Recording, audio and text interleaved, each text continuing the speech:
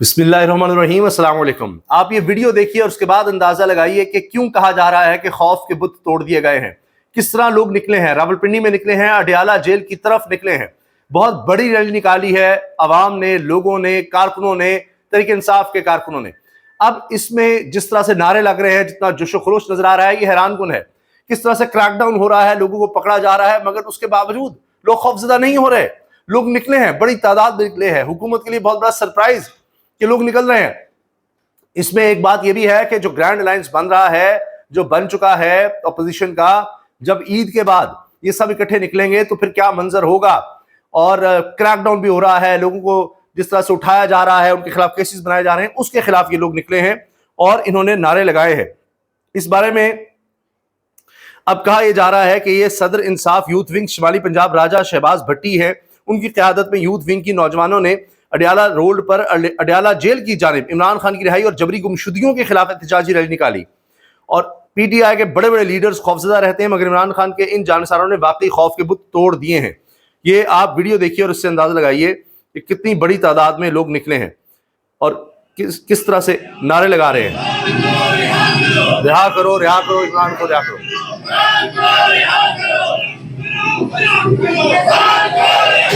شرم کرو، حیا کرو، خان کو رہا کرو۔ یہ دیکھیے آپ کتنی بڑی تعداد میں یہ نوجوان نکلے ہیں، پوری ریلی نکالی گئی ہے۔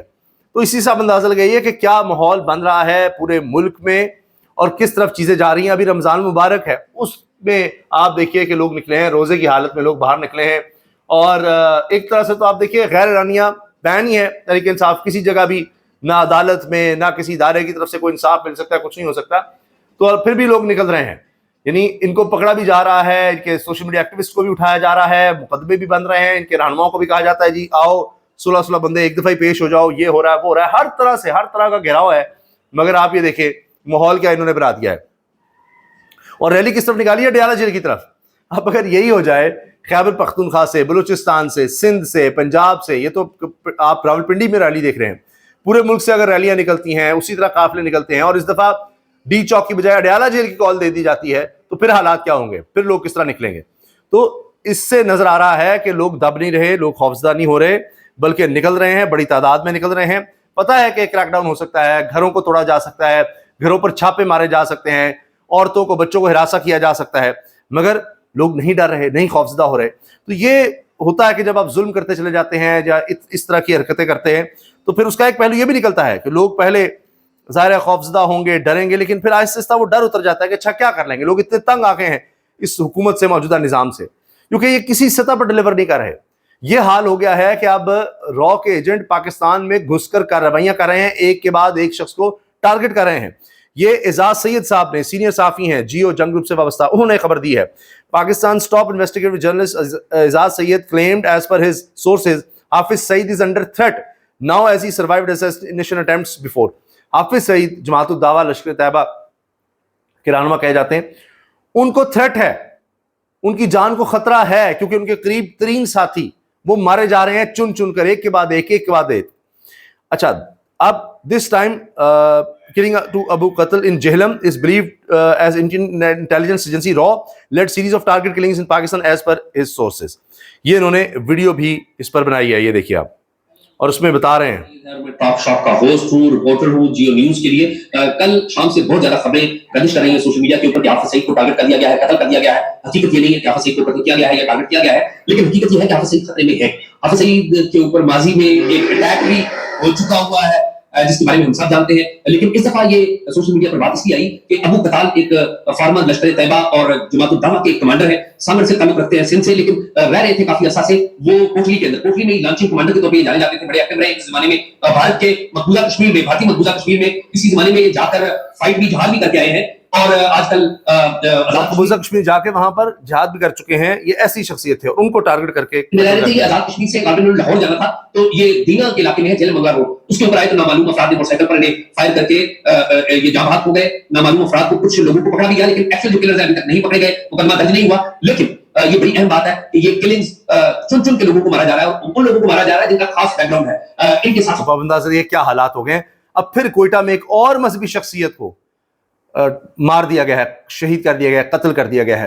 روزانہ میں آپ کو بتا رہا ہوں خبریں آ رہی ہیں، اور ابھی جو میں آپ کے سامنے سٹارٹس بڑے خوفناک ہولناک شیئر کرنے والا ہوں, انتہائی افسوسناک ہیں, ہلا دینے والے ہیں.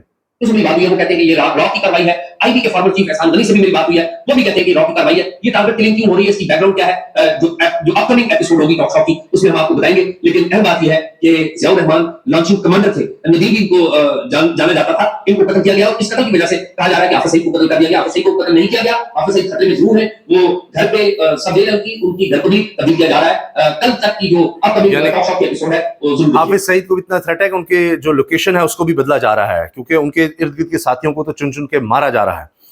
اب آپ یہ اندازہ لگائیے کہ یہ 16 مارچ کو یہ فگر سامنے آئی ہیں. خراسان ڈائری جو ایک ادارہ ہے, صحافتی ادارہ ہے, اور خاص طور پہ خیبر پختونخوا اور بلوچستان اور امن و امان کے حوالے سے یہ بڑا اوتھینٹک مانا جاتا ہے. یہ کہہ رہا ہے ادارہ خراسان ڈائری کہ گزشتہ 48 گھنٹے میں صرف 48 گھنٹے کی بات کر رہا ہوں, 57 حملے ہوئے ہیں پاکستان میں. 48 گھنٹوں میں 57 حملے, یعنی ہر گھنٹے میں ایک سے زیادہ حملہ آن ایوریج, اوسطاً ہر گھنٹے میں ایک حملہ ہو رہا ہے, بلکہ اس سے زیادہ حملے ہو رہے ہیں. 48 گھنٹے ہیں اور 57 حملے ہیں. آپ سوچئے ذرا, تو اتنی زیادہ تعداد ہوگی حملوں کی, ایسے ماضی میں کبھی نہیں تھا. اور دہشت گرد مسلسل حملے کر رہے ہیں, مختلف نوعیت کے حملے ہیں. ان میں 16 ہلاکتیں ہیں, 46 لوگ زخمی ہوئے ہیں. اس میں خودکش حملے بھی ہیں, اس میں آئی ڈی بلاسٹ ہیں, فائر ریڈز ہیں, سنائپر شاٹس ہیں, ہر طرح کے اٹیکس ہیں. اور 23 ضلع ہیں, 23 ڈسٹرکٹس ہیں جہاں پر یہ حملے کیے گئے ہیں مختلف ڈسٹرکٹس میں. اور آپ اس سے اندازہ لگائیے کہ صورتحال کتنی زیادہ خطرناک ہو چکی ہے. پھر کرفیو لگانا پڑا ہے مختلف جگہوں پر, جس میں ٹانک ڈسٹرکٹ خیبر پختونخوا ہے, اور وہاں پر کرفیو لگا دیا گیا ہے. پھر ایمرجنسی کا کہا جا رہا ہے جی بلوچستان میں لگانی پڑے گی. یہ حالات ہیں. دوسری طرف حکومت کیا کہہ رہی ہے, ادھر بھاگ ادھر بھاگ, بس دکھانا ہے کہ یہ کر دیں گے وہ کر دیں گے. قومی سلامتی کی پارلیمانی کمیٹی کا اجلاس طلب, عسکری قیادت ملک کی سیکورٹی صورتحال سے آگاہ کرے گی.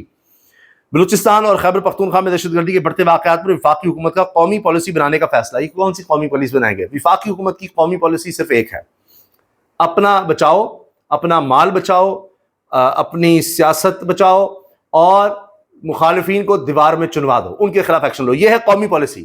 26ویں ترمیم کرو, اپنے ججز بھرتی کرو, ہر ادارے میں اپنے لوگ لگاؤ, الیکشن کمیشن سے لے کر پولیس, ہر جگہ پر. یہ ہے قومی پالیسی اس حکومت کی, اور اس کے علاوہ کوئی ان کی قومی پالیسی نہیں ہے. یہ صرف بات ہی ہونی ہے, یہ کر دیں گے وہ کر دیں گے فلاں کر دیں گے.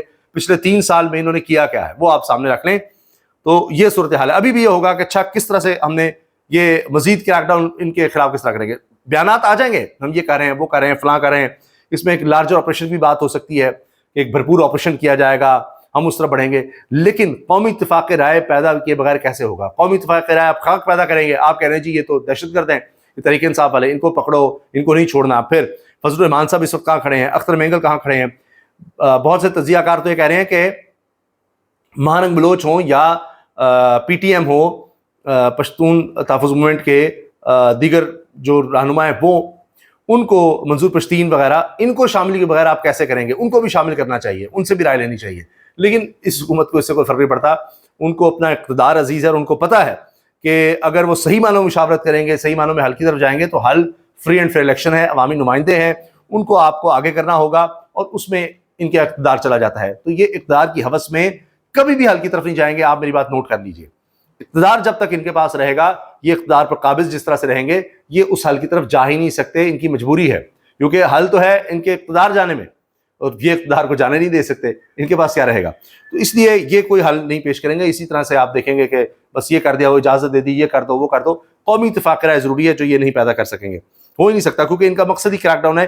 ان کا سروائیول بھی اسی میں ہے, دبا کے رکھنا, جن سے اقتدار چھینا ہے, یا چھینا صحیح لفظ نہیں, جن سے قبضہ کیا ہے, عوامی امنگوں پر قبضہ کیا ہے, اور فارم 47 کی پیداوار ہیں, جس طرح ریگنگ کی ہے. تو یہ جو انہوں نے کام کیے ہیں, یہ واپس کس طرح سے لوٹا سکتے ہیں؟ یہ اس طرح سے آ کر بیٹھے ہوئے ہیں. کوئٹہ سے خبر ہے, معروف دینی شخصیت مفتی عبد الباقی نورزئی نامعلوم مسلح افراد کی فائرنگ سے شہید ہو گئے. اب آپ یہ سوچئے کہ روزانہ خبریں آ رہی ہیں, کوئی دن نہیں گزرا, میں نے آپ کو بتایا سٹیٹ شیئر کیے ہیں, 48 گھنٹوں میں 57 سے زیادہ حملے ہیں. کس قدر صورتحال خطرناک ہے.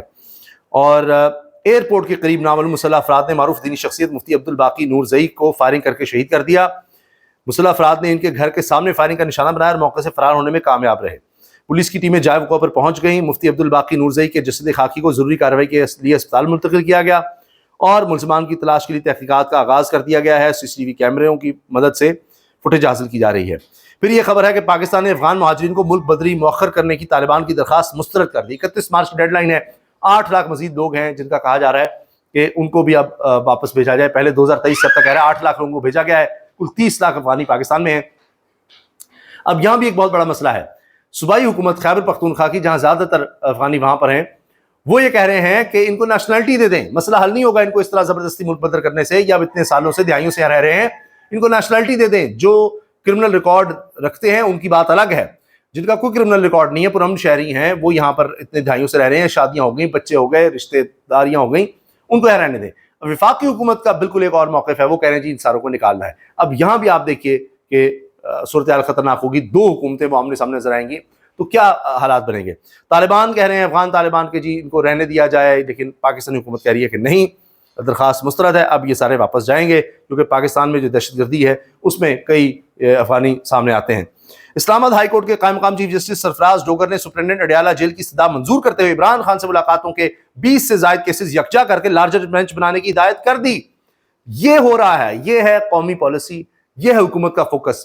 جج لاؤ لاہور سے، اس کو ٹرانسفر کرو، یہاں لے کر آؤ، یہاں لگاؤ، اور پھر کیا ہوتا ہے، چھٹی کے دن درخواست آتی ہے، کیوں ہو جسٹس سردار اسحاق نے کہہ دیا عدالتی معاون مقرر کر کے کہ دیکھو جا کر ہم سے یہ جیلر سپرنٹنڈنٹ جیل جھوٹ تو نہیں بول رہا، کہ کیا عمران خان کی لسٹ کے مطابق سارا کچھ ہوتا ہے، جو یہ کہہ رہے ہیں سچ ہے، کہ ان سے کوئی دستخط کروانے میں کسی کو رکاوٹ تو نہیں ہوتی، کسی ملاقات میں رکاوٹ نہیں ہوتی، جا کر عمران خان سے براہ راست سوال پوچھ کر آئیں۔ اور اگر یہ جواب جو دیے ہیں سپرنٹنڈنٹ جیل نے اگر یہ جھوٹ ہوئے، پھر آپ آئیے گا، بیان الفی ان سے منگوا لیا۔ اب بظاہر یہ لگتا ہے کہ عدالت سے شاید جھوٹ بولا گیا، اسی لیے فوری طور پر وہ گئے اسلام آباد ہائی کورٹ کے، جی ایک لارجر بینچ بنا دیں، ساری یکجا کر دیں، اور فوری طور پر اگلے ہی دن سرفراز ڈوگر صاحب، اس سے پہلے کہ بدھ کو رپورٹ آئے، کوئی سپرنٹنڈنٹ جیل کے خلاف کچھ ہو جائے، اس سے پہلے ہی لارجر بینچ بھی بن جائے گا۔ اس میں ظاہر ہے کہ جو نئے لائے گئے ججز ہیں، وہ جس طرح حکومت جس طرح سے چاہ رہی ہے، حکومت کا تو اب بینچز بنانے میں بھی اختیار اس طرح سے آ گیا کہ کون سا آئینی بینچ ہوگا، کون سا جج لگے گا، نہیں، حکومت کے پاس اختیار ہے۔ تو دیکھیے کام کتنی تیزی سے ہو رہا ہے، فوکس وہاں ہے۔ اب ملاقاتوں سے کی اجازت نہیں دی جاتی، اس کے لیے 20 درخواستیں آئی ہوئی ہیں کہ جو قانون موجود ہے اسی کی خلاف ورزی کی جاتی ہے۔ تو اب کیا گیا ہے کہ فوری طور پر یہ کہ جی 20 درخواستیں، ان ساروں کو اکٹھا کر جائے اور لارج بینچ بنا دیں۔ یہ سپرنٹنڈنٹ جیل کے کہنے پر ایسے سارا کچھ ہو گیا ہے، یہ قائم مقام، وہاں بھی قائم مقامی کام چل رہا ہے۔ آخر میں جناب یہ خبر بھی دیکھیے، FIA نے جعفر ایکسپریس واقعے پر ریاستی اداروں کے خلاف منفی مہم چلانے والا ملزم بنی گالہ اسلام آباد سے گرفتار کر لیا، پیکا کے تحت مقدمہ درج۔ یہ ہیں جی تازہ ترین اپڈیٹس، یہ ہے اس وقت صورتحال، اور ساتھ ساتھ حکومت کی ترجیحات اور حکومت کے اقدامات۔ اجازت دیجیے، اللہ حافظ۔